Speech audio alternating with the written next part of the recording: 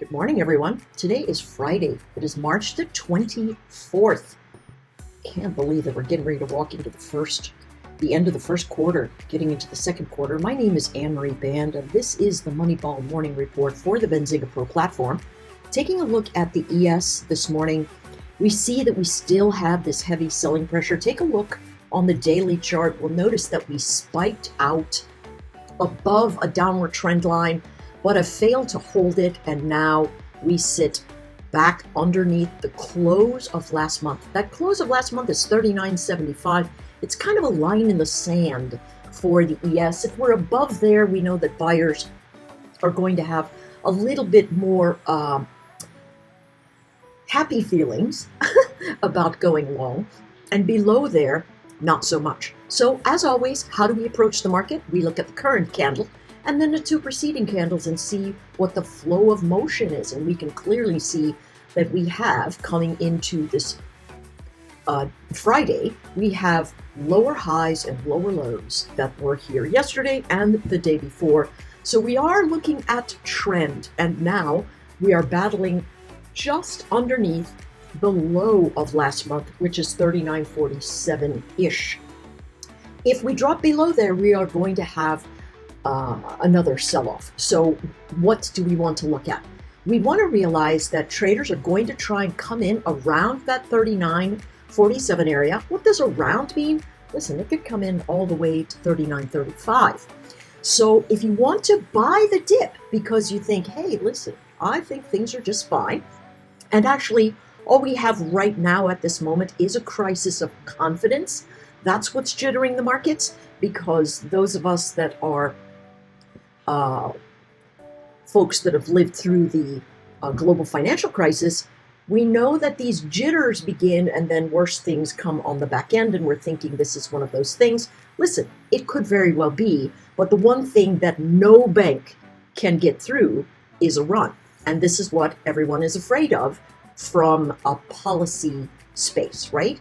We want to restore the crisis of confidence. And so this is really what's going on in the market, big things with Credit Suisse. But at the end of the day, all we want to think about is where is price and how are we behaving in the space. So as we sit in the charts right now, sitting below the zones of 39.45 will bring us selling into 39.32, 39.20, and maybe 38.97. Those are the lines that we want to look at. The low of last week is 38.87. And so that really is something that we want to hope for not getting. Fridays are normally trending days, though. Let's remember that, right? And so trending is going to be something that we really want to watch out for. In the SPY, we sit right at this 390 level.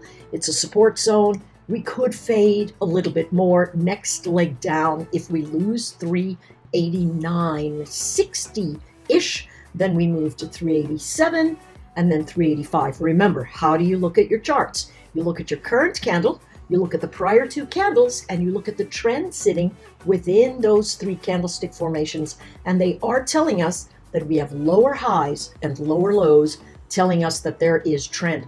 Bounce action, therefore, will bring sellers into the mix, and that selling is going to come if we cannot get up over 392.50 and 394. Those are the areas that I like positioning for short action, and then of course a failed retest of 390 is also going to give us short action. Quickly looking at the Qs. The Qs, of course, have been holding the market up. Now, there's a storyboard here that says if one set of instruments is running at a completely different clip than the other, then the one that's moving in dissonance or separate from the others is going to come back into its midlines. I suspect tech starts giving up just a little bit, but it's very clear that everybody's flowing into tech. I read an article last night that said that Microsoft and Apple are now the most heavily weighted in the S&P 500 in terms of price and market cap. It holds more than 13% of the performance from that space in terms of the weight. So anything falters with those two, there's going to be some trouble. So keep an eye on those towing the line For support action, we're still looking for 305 to 307 in the NQ.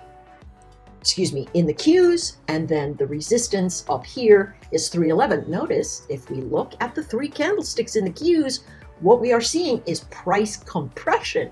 We have a series of engulfing candlesticks in the reverse, inside candlesticks building across the board here. That tells us that there's less arguing about price range, more arguing about can we hold the floors in support. So we want to be very careful thinking that, hey, listen, we just go ahead and buy the dip in the Qs easily. We have plenty of room to fade. I did realize, I'm not going to look at the NQ this morning, not enough time. I did realize I did not talk about the upper bounds. If we get above 39.75, 39.94 to potentially the 4,000 area, and then 4,009 and 4,024. We can see that we really struggled at the 4,000 level overnight and then collapsed. And notice, just as we said, see it bouncing off of the region here that is the floor of support. Give the traders time to do what we know that they normally do, and then watch the trade. It'll bounce up into resistance, and at that time, we're going to have to say, all right, I need to take some profit. That's what I think longs should be today.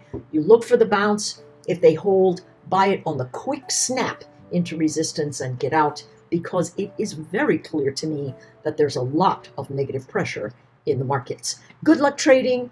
Don't trade if you don't have to, and stay alert. See you on Monday.